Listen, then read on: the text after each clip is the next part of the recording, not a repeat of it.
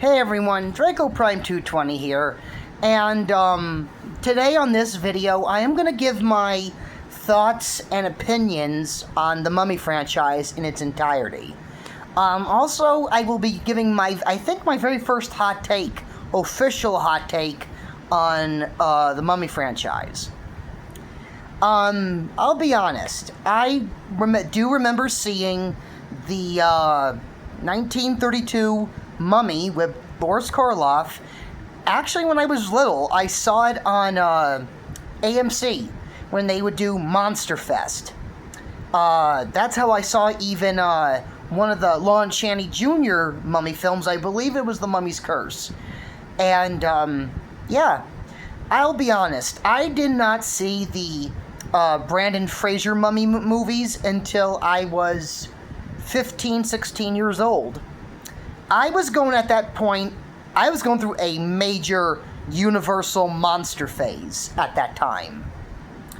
And I'm going to be honest, when I was little, I was with my aunt, and I was scared of the Mummy movie, of the 1999 one. I was terrified. I saw, brief little glimpses, and they were enough to scare me where I would not watch it. My cousin watched it, and he was a little bit younger than me, so... But anyway, when I was 15, 16 years old, like I said, I was going through a major Universal monster craze. I still watch Universal monster films now and then. I watch them still, during Halloween, mostly. But it wasn't until then I actually sat down, got the courage to watch the 1999 Mummy with Brendan Fraser and its sequels.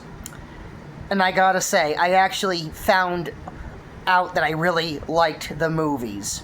I'll get to the Dragon Emperor here in a minute. I mean, the Tomb of the Dragon Emperor. I'll get to that here in a bit. But I like how the movies were done. I really liked how they added more. And here's where I'm gonna say my hot take off the bat. And, please, if there's some hardcore Universal Monster fans, don't be mad. I still respect this film. But I'm going to be honest with you. I actually prefer the 1959 Hammer movie, The Mummy, and the Chorus films, and the 1999 Mummy over the 1932 version. Yeah. That's my big hot take. I prefer those over... I actually even will take Abbott and Costello Meet the Mummy over that one. I don't know. Maybe it's just me, but I just find that movie so slow and kind of boring. It's only exciting when Boris Karloff is on camera. And I will say this. Boris Karloff kills the role of Ardith Bay / Imhotep. He kills it. You definitely feel that he is longing for the love that he lost. He's been, especially when he says to the reincarnation of Anck-su-namun that the temples, my love has lasted longer than the temples of our gods. No man has suffered as I did for you. I really liked his performance. You felt that you were scared of him, but you also had this feeling of you feel bad for him. You kind of get, but he is evil. He is dangerous. And the extent of what he would be willing to do to get the love of his life back. But I will say I actually felt bad for Imhotep. Actually, and at the end when... Miss Grosvenor, I believe that's her real name, Helen Grosvenor, talks as Anck-su-namun to the statue of, is it Isis? I'm sorry. The only real Egyptian gods I know about is Anubis, Sobek, and Osiris. I don't know a lot of them. But she says some ancient spell, the statue lifts its hand up with some kind of scepter medallion and burns the scroll, and you see the look on his face, and he's slowly turning to bones. His skin, if you want to call it that, turns to literal dust. And that's the end of, and you can just see the look on his face, like he's hurt, he's betrayed, and he's probably thinking, I did all this for nothing. Just to get the one I loved so much, ended up, in his eyes, backstabbing him in the end, sending him back to the land of the dead, pretty much. But I gotta say, I say 50% of the film when Boris Karloff is on camera, he's amazing. I really like his performance. He puts everything he has both into the Frankenstein monster and the Mummy. I know he's done a lot more work, but I'm just gonna be honest with you. Another 50% of that film is just boring. You could say that, yeah, but the Carson movies are like not even an hour long. Like the longest I think is The Mummy's Hand, and I find those more entertaining than, the original, because, and I'm gonna even say this, I feel bad for Boris Karloff, because they put all that makeup and wrappings on him, and it's like, you just put him in all of that, and I even heard that the makeup was painful at times, excruciating, like it would make him sweat, and it burned and everything.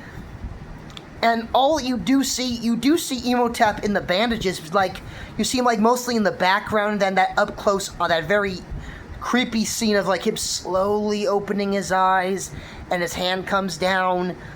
But then, you don't even see him walking around, you don't see him moving around. All you see, a glimpse of that, is just the bandages going out the door. I do know there's a still image of the Mummy, like there's a different version of that scene, I think, or still image of where you do see the Mummy bend down to grab the scroll of Thoth. And that's, I honestly feel bad for Boris Karloff, because all he's in is that bandages and stuff just for that time, and that's it. That's as much Mummy as we get. But then he's like this more alive, live looking, with a fez, which I'm sorry, I think fezzes are pretty cool.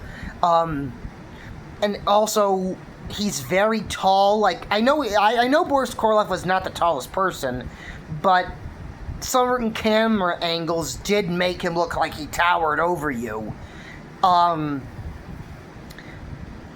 I generally feel bad for Boris Karloff, because he was in all that makeup for like one scene, and even the audience does not even get to see him walking around. Now, what I would have liked is if, like, we saw him walking out and maybe see him looking around or something, and then goes to black, and then we then see him as Ardith Bay.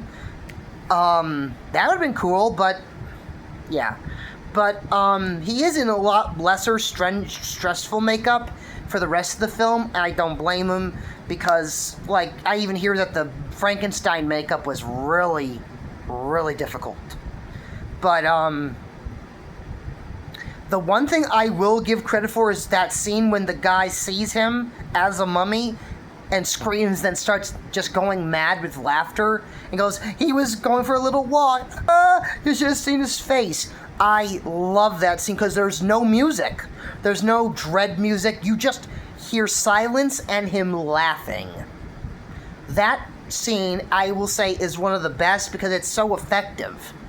But, I'm sorry. The rest of the movie, like, I have nothing against the actress. She was doing a pretty good job, but in a way, it's kind of similar to Dracula. You got this, I will say this, even like I said, Dracula, like, there's even the scene where he says, if I could get my hands on you, I'd break your dried flesh to pieces.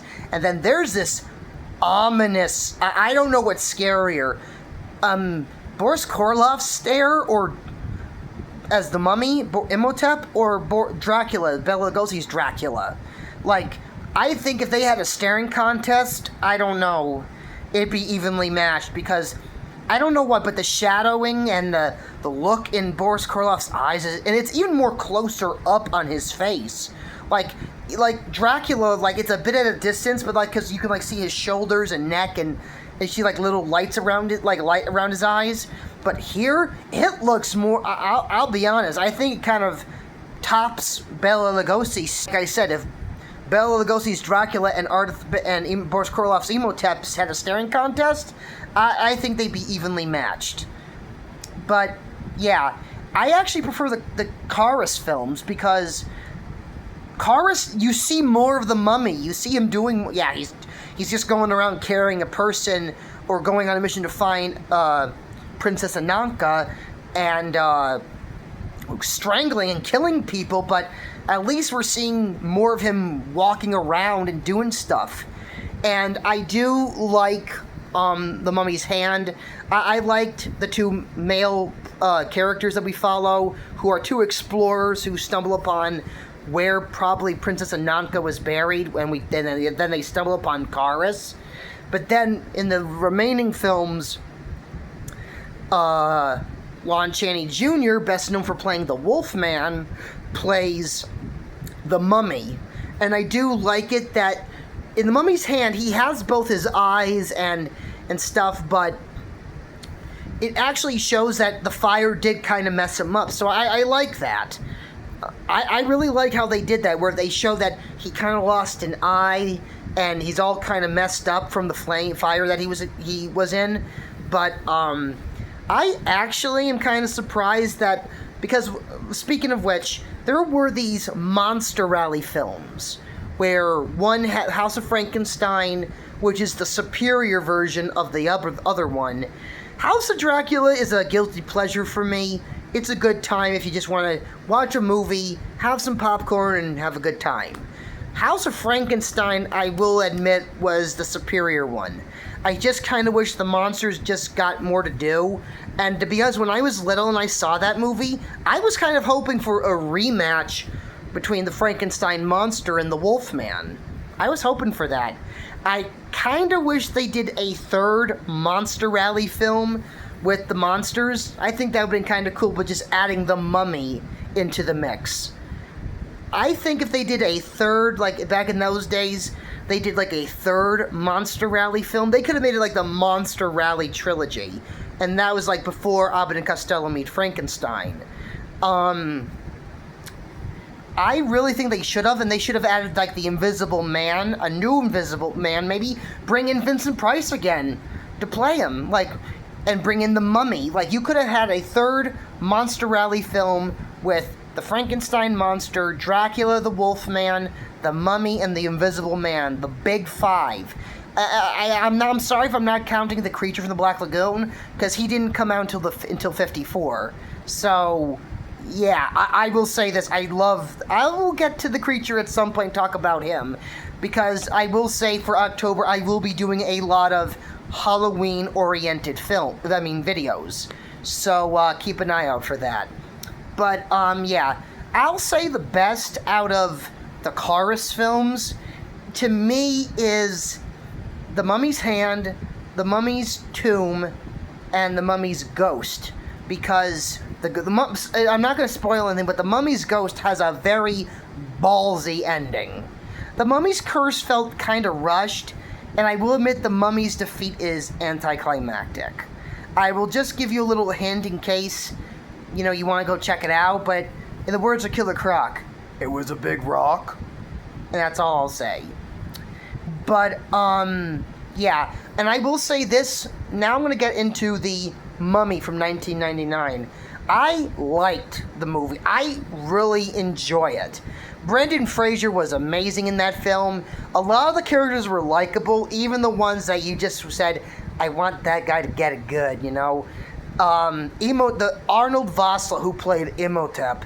I like it that he's still a high priest, but he is like more of a sorcerer in that film.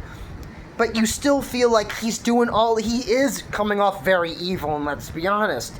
He does some evil things, but in a way, these people did ask for this. Because they, even Benny was like, even though he's a sleazeball, he was like, we shouldn't be doing this. We shouldn't be here. This ain't a good idea.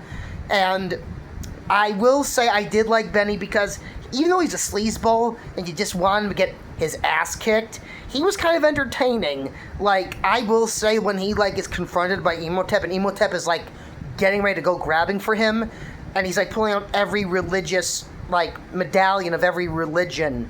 Like, one for Hebrew, one for Chinese, I think one for, of course, English, the cross. And I like, because according with the Bible, with Moses, the Hebrews were slaves. And when he does speak Hebrew, Imhotep really just straightforward says, the language of the slaves. So he actually finds use in Beni. In a way, Beni was saved by what he had on around his neck. And I like it that, and I'm going to be honest, I don't think Imhotep would have betrayed him. Well, if he did, knowing how greedy he was, I wouldn't be surprised. But Imhotep, I like that he offered him, fortune, like, you will be rewarded if you help me. And I do like they do a little nod to the mummy, because in the original, Artpey doesn't want to be touched. Well, you find out why, because, he is still kind of, undead. And, and Benny's like, Prince Imhotep doesn't like to be touched. A Eastern prejudiced.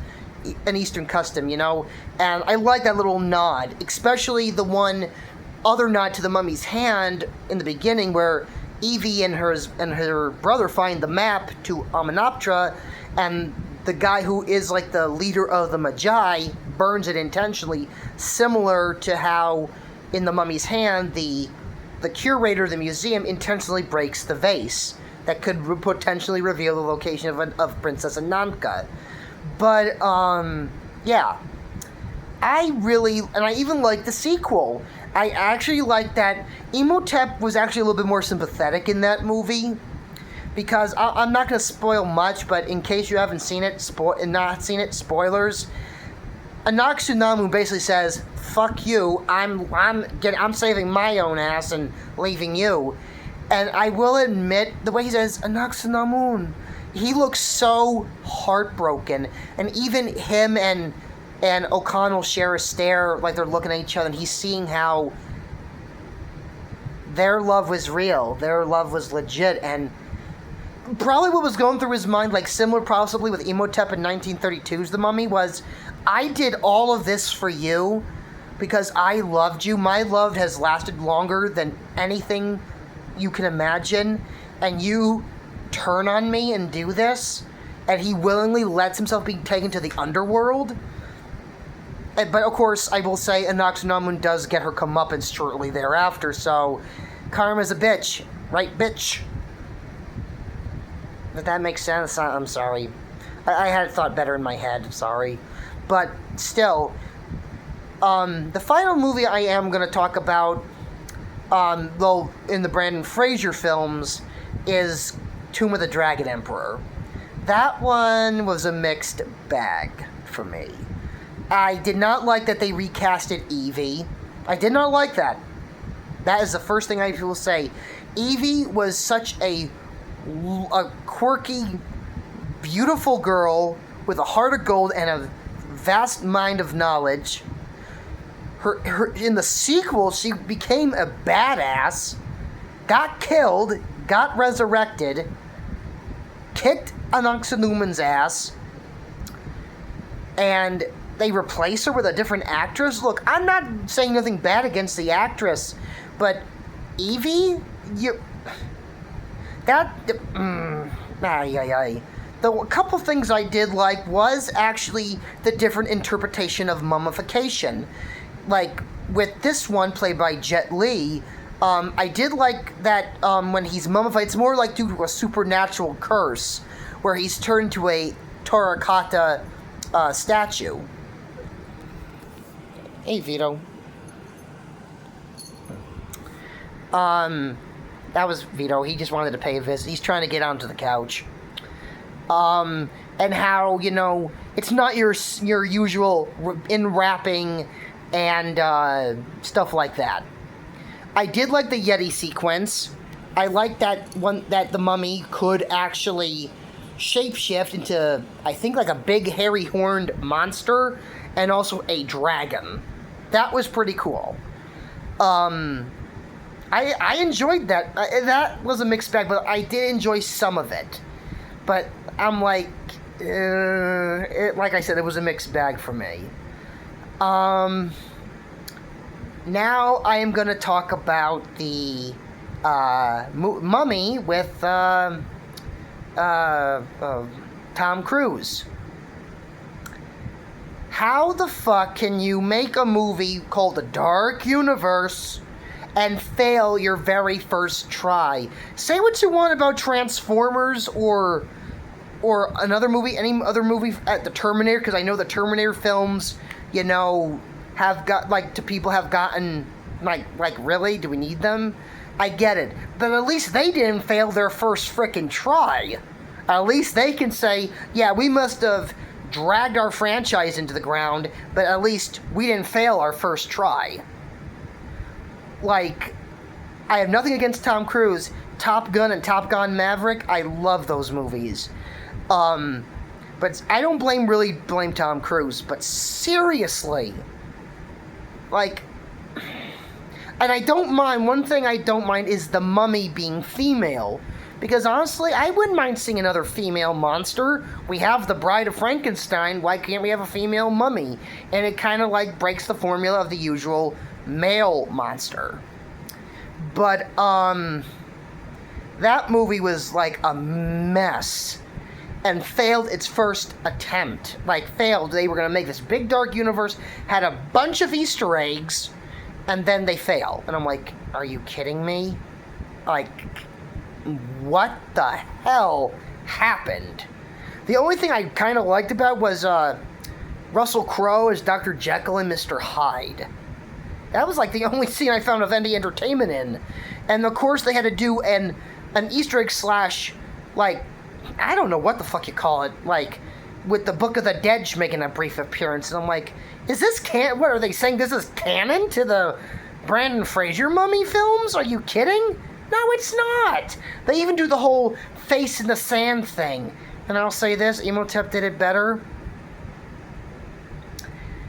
That was like a, like, oh my god. I don't know what the hell they were trying to do. I don't blame Tom Cruise. I really like Tom Cruise. He's a good actor. But holy shit, like, Universal, what were you thinking? And I'm going to be honest, a real brief moment here. I think the 2026 remake of The Wolfman and that version of Tom Cruise's The Mummy were the worst two attempts at making a Universal monster. A Universal monster remake. Like, the concept of the Wolfman was like where it's more of a disease similar to the Fly was a nice, interesting idea. But the way it was executed was... And even the whole transformation, you make all these prosthetics just for him to barely look. He looks more, I'm not trying to be mean here, but he looks more like a naked version of the Werewolf of London from 1935, because, like, the nose, the face, he looks more like the Werewolf of London from 1935. Just less hair. And I'm like, this is the final design? This is the final Wolfman? The father looked like, spoilers, sorry. This kind of irritates me. The father looked more like a fucking werewolf than the son did. Now, I'm gonna guess that maybe it was because the more longer you have this disease, the more animal-like you become both physically and mentally. But I was actually thinking before I saw the movie that maybe this is like a stage-by-stage transformation, similar to The Fly. The Fly did it better, because actually by the end of the movie, he looked like a humanoid fly. He actually had the creepy face, the arms and everything. He looked like a fly. This guy doesn't even look like a werewolf.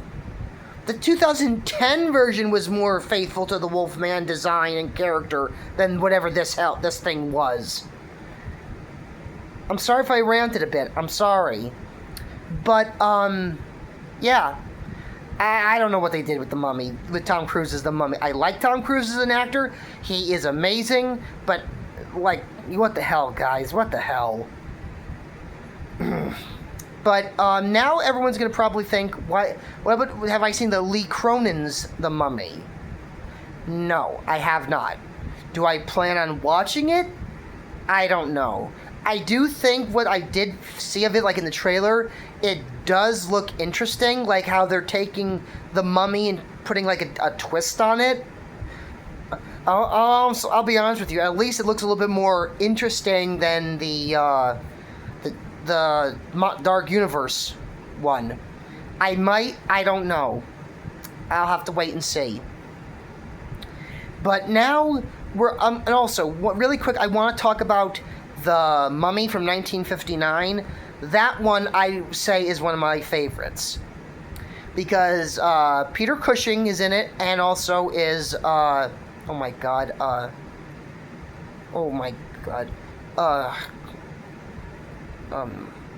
oh shit, I know his name. Hold on, just give me a second. Okay, hold on a minute.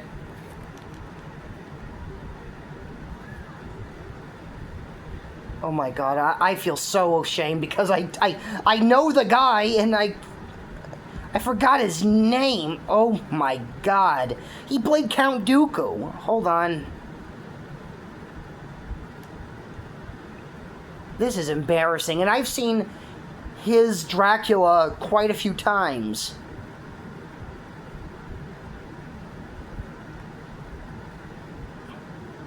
Okay. Wait a minute. Let me see here. Christopher Lee. Oh my god, I am so sorry. Oh wow. My brain just glitched there for a moment. Yeah, Christopher Lee played Dracula, and he actually plays the Mummy Kharis. And, he does a phenomenal job, and he doesn't only, he talks in the flashback, but in, when he's the mummy and rampaging around, you see through his body language and his eyes. And I gotta say, when he sees the lady that he thinks is the princess, I think Ananka, and he reaches his hands out to her and she kind of backs up, and you see the look on his face. He looks so sad, he looks ashamed. It's heartbreaking. Christopher Lee put so much, without even saying a word, just his eyes and his body language, you really see what he's going through. You know what he's feeling, you know what he's thinking. I do know I've seen The Mummy's Shroud and The Curse of the Mummy's Tomb. I haven't seen those in a while. I have to go back and watch those because I really don't remember them. So, I'm sorry, I really can't talk about those. But now, I'm going to talk about The Mummy 4. I did a couple shorts talking about what Imhotep could be coming back for. And, I'm going to go into a little bit more detail. The Mummy 4, I think, could be a very interesting film if they were to do this. I have no idea what they're going to do. All we know is that a lot of the main cast is returning, and it has been confirmed that Arnold Vosloo will be returning as Imhotep. But my question is, why? Why is he coming back with no Anck-su-namun anymore, and finding out that basically she didn't really love him and was willing to let him die and save herself? What is his reason for coming back? What's his reason to be walking the earth again? I don't know. Maybe he's just so miserable, he's envious of those who were his enemies that found love, but yet he did so many things to try to get that love back, and he never did. He could just be doing this just to see the world burn. Or there could be another mummy added to the mix. Now, this is nothing confirmed. This is just theories and opinions of why would Imhotep return.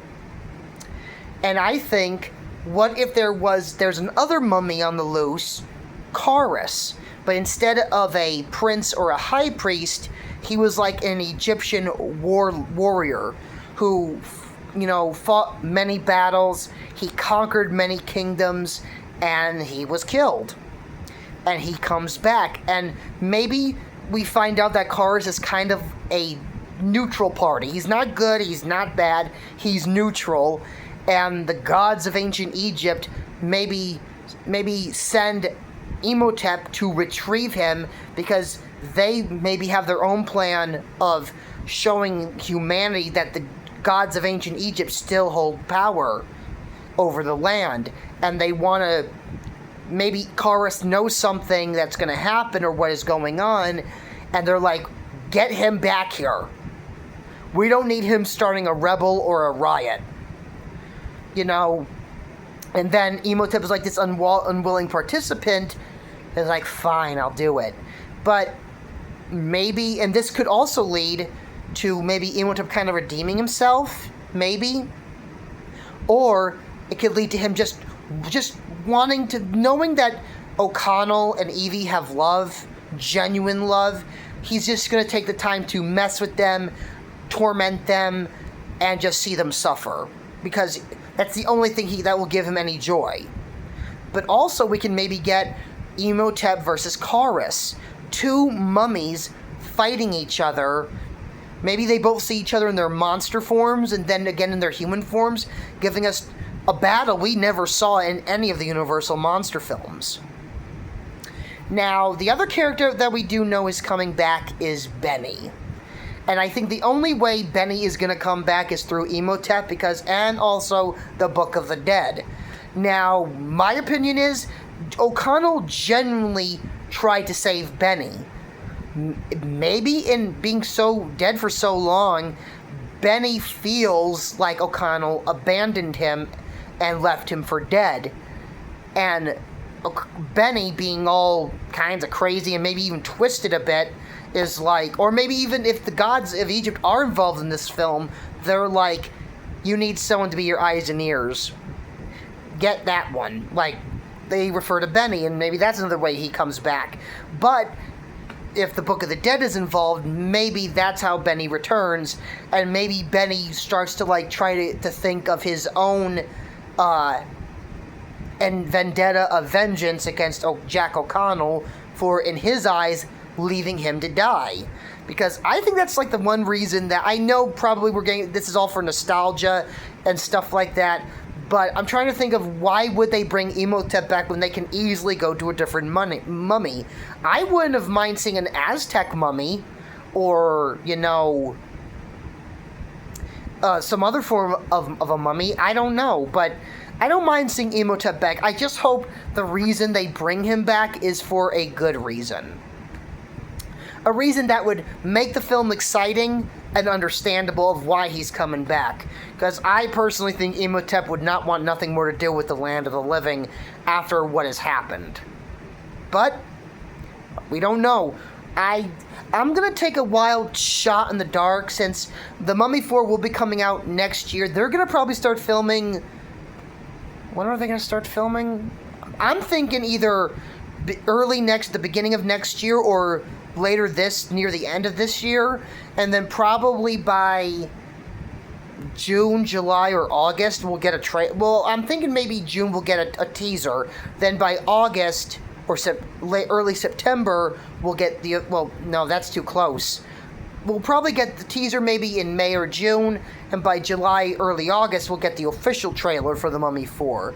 And maybe we'll actually have a better idea of what's going to happen in the film. But, yeah, those are my thoughts and opinions on The Mummy, and my theories on The Mummy 4, and, I hope you enjoyed this video.